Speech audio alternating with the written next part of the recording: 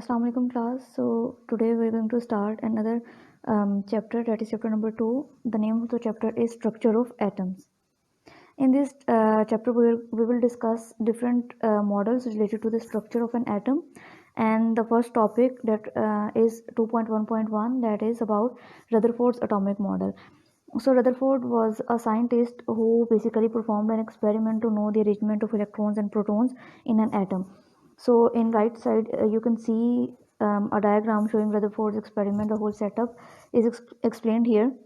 So in the setup he basically used a lead shield, and in lead shield he placed polonium, and then by the disintegration or breaking down of polonium, uh, alpha particles are released from this black box, and then these alpha particles strike on the gold foil that was placed inside the fluorescent screen.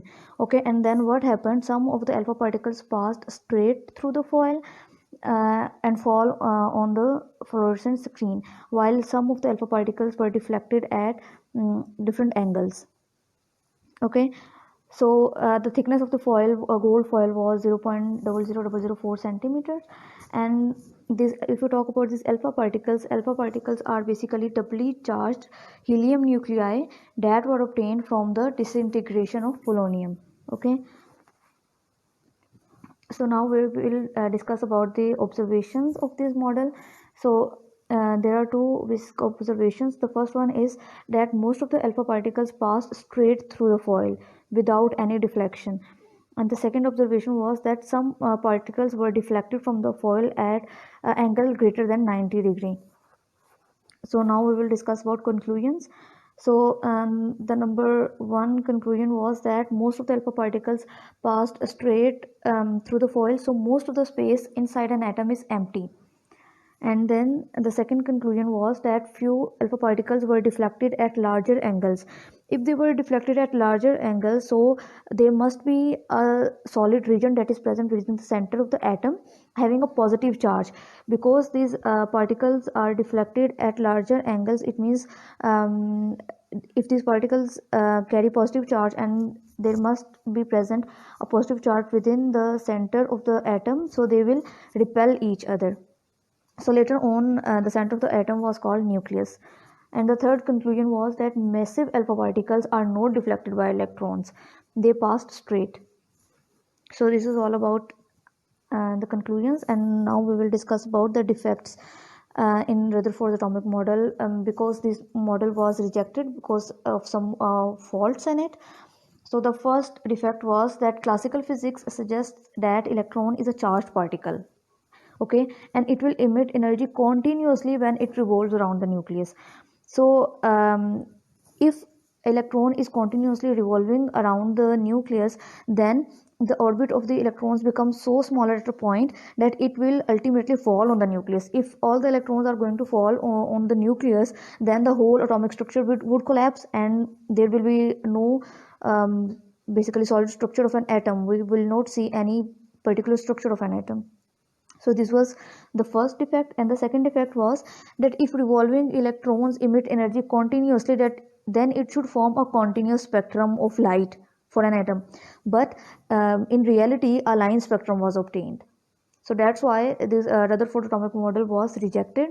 And later on, another scientist whose name was Niels Bohr, he proposed another theory in 1913, okay, for the structure of an atom. And he basically also proposed this theory to remove defects of Rutherford atomic model. So here you can see the diagram of Bohr atomic model. In this diagram, as you can see, within the center a nucleus is present, and these circles are basically the orbits or energy shells or energy levels in which electrons revolve. As you can see that when one electron move from higher in a energy orbit to lower energy orbit, it will release energy. Okay, and when the electron moves in opposite direction from lower energy orbit to higher energy orbit, then it will absorb energy. And these n1, n2 and n3 represent the number of shells of an atom. So now we will discuss about different postulates of Bohr atomic theory. One by one we are going to discuss it. Number one is electron revolve around the nucleus in fixed circular paths. So these circular paths are called orbits. So these orbits have fixed energy in which electrons are revolving. So these orbits are also called energy levels or energy shells. The second point is that energy of electron is directly related with the distance of electron from the nucleus. So what does it mean? It means that if an electron is closer to the nucleus, then it will have less energy, and if an electron is present farther away from the nucleus in an orbit, then it will have higher energy. So the third point is that electron revolve in one of these orbits only in those orbits if the electrons will revolves if electrons will have angular momentum, which is an integral multiple of nh divided by 2 pi.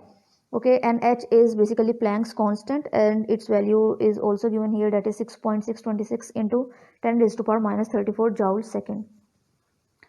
So the next postulate is that when electron jump from higher energy orbit to lower energy orbit, it release energy in the form of light. And when the opposite happens, that when an electron jump from the lower to higher energy orbit, then energy is absorbed by the electron. Okay, so the last point is that energy that is basically released or absorbed by the jumping of electrons is equal to the difference in energy of the two orbits, and that difference in energy is basically represented by an equation, that is delta E is equal to E2 minus E1. E2 is basically the energy of orbit number 2 minus the energy of orbit number 1.